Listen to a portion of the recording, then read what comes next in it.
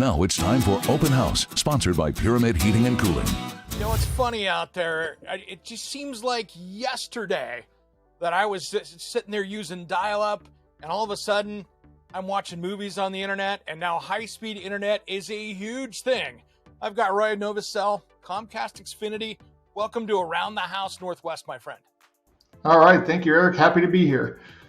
This is great, man. And, you know, you are one of my leading experts that I lean on when it comes to, connectivity and the speed out there. And you guys, and this is no commercial, I just want to know more about it. What's this road to 10G? Oh, absolutely. So first, let me start with what 10G is. 10G is a network technology platform, and it was a standard that was developed by the NCTIA and SCTE industries. So not to go in too much into those industries, but essentially they created the 10G platform and the standard.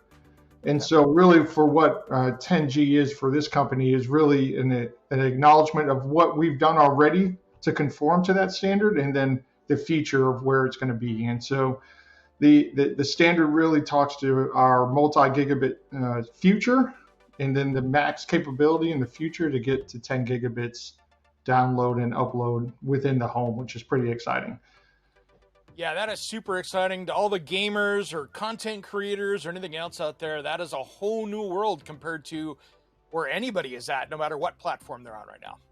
Oh, absolutely. And not just beyond gamers, but there's so many new technologies come out. You got virtual reality, you've got, the oncoming AI revolution, I think, is really going to start consuming a lot of data when those devices querying constantly. So there's so much technology out there. It's hard to encapsulate into one, but it's pretty exciting.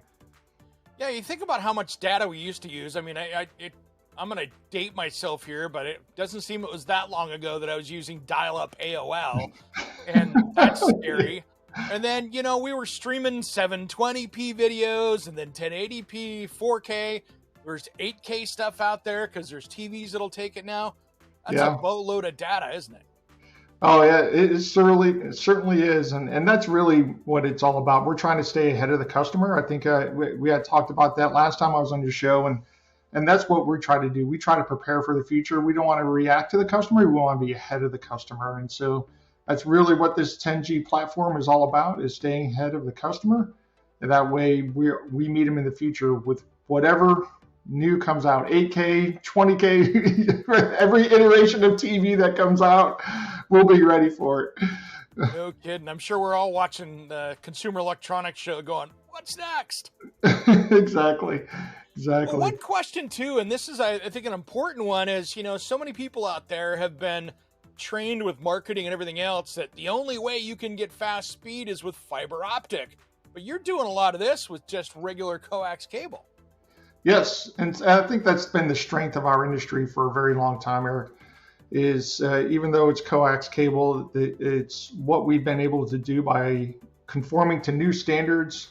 And then all we do is electronic upgrades out in the field. So at times we have to go deeper on our network with fiber. It's not that we don't have fiber on our network. They're very deep in our network and very close to the customer. However, to keep it to quickly roll out new speeds and quickly bring the technology of the future faster, we're able to upgrade our electronics and then walk away and bring it to the customer much faster than many of our competitors. What does this mean for the consumer, really? Because that's always the question for my audience, right? Okay, this is cool, but how does that help me? Right. Well, there's going to be a lot of things from latency. So you're down to 10 milliseconds on latency. So that's a huge one. I know latency is a lot of customers care about that, and latency is just really how quickly the data moves over the network. And then we're going to have higher visibility to when there is a network event. We care very much about our reliability, and what this network does is gives us great views into our network to where we can identify outages much quicker. And as I say, beat the customer to the phone. We want to be moving even before they know they're out. At times, Mother Nature does damage to us at times, and so we want to make sure that we're on top of it and that it's let the least amount of impact as possible. And then we're going to have, additional security that goes along this with it.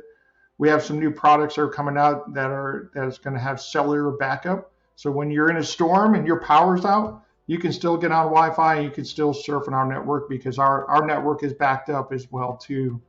And so you should have no problem surfing even when your power's out. That is great. Now, you basically are just going to be switching out equipment in your buildings, right? It's not really so much going down and having to put new stuff on every pole going down the street. No, so our I guess you could say our head ends or our inside plant is all 10G capable. It's ready. The platform is ready.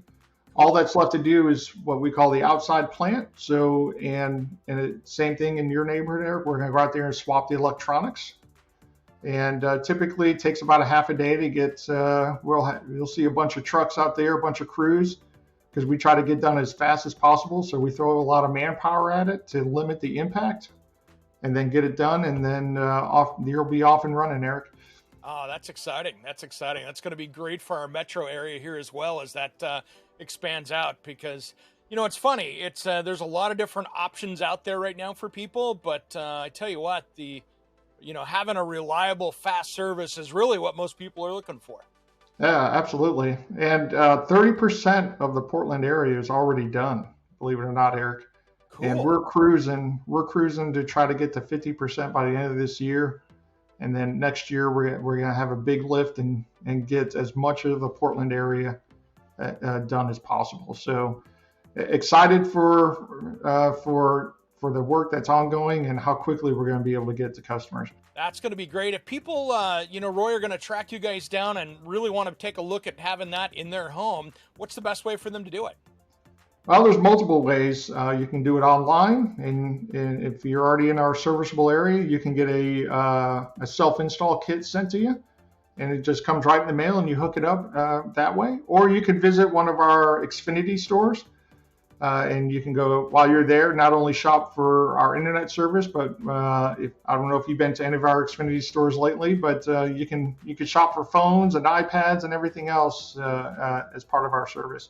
Well, Roy, thanks for coming on today, man. In the future, I'd love to dive on and talk a little bit more detail of this stuff, but I just wanted to get people thinking about the faster internet speeds that are coming their way for the metro area, because that's a big deal, and I think people are going to be shocked to see how that changes how they watch movies, how they play video games, and of course, with all the new technology that's coming at them, it's just going to make for an easier solution for even working from home.